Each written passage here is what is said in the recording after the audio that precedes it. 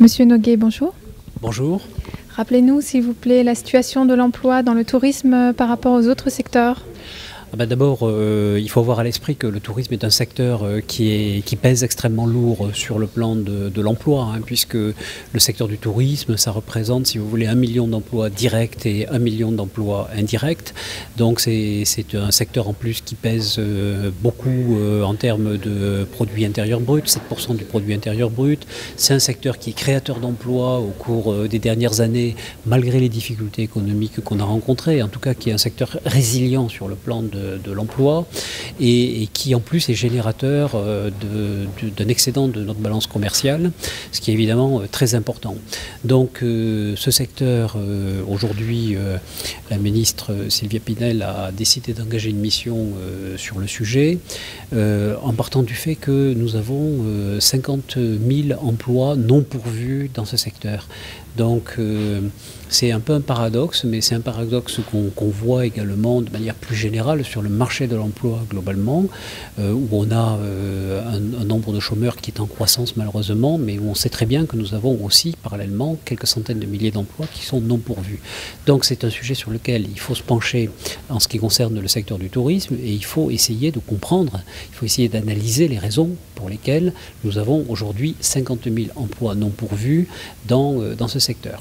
On a fait une étude récemment et cette étude vient d'être corroborée par une autre enquête encore plus récente, une étude, je pense à une étude Crédoc Pôle emploi qui date de 2012, qui montre, quand on interroge les professionnels sur les raisons des difficultés d'embauche, il y a quelques raisons qui viennent en premier.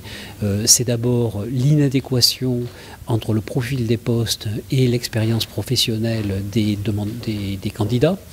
Un problème d'adéquation pour 80% des professionnels, 80% des réponses. Deuxième facteur qui vient derrière, c'est l'insuffisance de candidats, l'insuffisance de réponses de candidature. Et puis viennent loin derrière les questions de conditions de travail ou les questions d'attractivité des métiers. Donc je pense que c'est un peu sur tous ces sujets aujourd'hui que nous devons travailler. Quelles sont les objectifs de votre mission et les échéances de la mission ? Alors, cette mission, en fait, elle vise, comme l'a dit la ministre tout à l'heure, à comprendre d'abord pourquoi ces 50 000 emplois ne sont pas pourvus dans le secteur du tourisme, essayer de comprendre comment on pourrait finalement accélérer la dynamique d'entrée sur le marché de l'emploi dans ce secteur, qui a un atout considérable. C'est un secteur qui a une dimension territoriale très forte, donc qui est présent sur l'ensemble des bassins d'emploi en France et donc qui offre des opportunités de professionnalisation proche de son domicile ou dans son environnement immédiat pour beaucoup de jeunes et beaucoup de demandeurs d'emploi. Alors il faut qu'on réponde, si on veut avancer dans ce sens, il faut qu'on réponde à un certain nombre de problèmes qui sont identifiés dans le cadre de la mission. Il y a la question de l'attractivité et de la connaissance des métiers du tourisme, qui est encore insuffisamment connue et insuffisamment valorisée auprès des jeunes. Deuxièmement, il y a la problématique de la formation professionnelle et de la professionnalisation des jeunes sur ces métiers, car contrairement à une idée reçue, les technologies évoluent dans ces métiers évoluent, ces métiers se transforment, la notion de service est de plus en plus importante, de savoir-être, de savoir-être par exemple dans les métiers d'accueil, dans les métiers de service en salle, des compétences aussi liées aux nouvelles technologies de l'information. Donc il faut que les cursus professionnels intègrent ça, et il faut aussi que ce soit des cursus professionnels qui soient adaptés aux caractéristiques des jeunes qui arrivent, qui sont souvent des jeunes sans qualification ou avec très peu de qualification, et donc des cursus qui passent soit par l'apprentissage, soit par la valorisation des acquis professionnels ou des certificats de qualification professionnelle. Et puis nous avons troisième enjeu important, c'est la question des saisonniers, puisque c'est un élément important de la mission, travailler sur la question de l'emploi saisonnier pour sécuriser professionnellement les saisonniers. Je rappelle qu'on estime aujourd'hui en France à 400 000 le nombre de saisonniers. Il faut déprécariser cette forme d'emploi. Il y a un certain nombre de formules qui existent. Je pense au groupement d'employeurs, je pense au contrat de travail intermittent.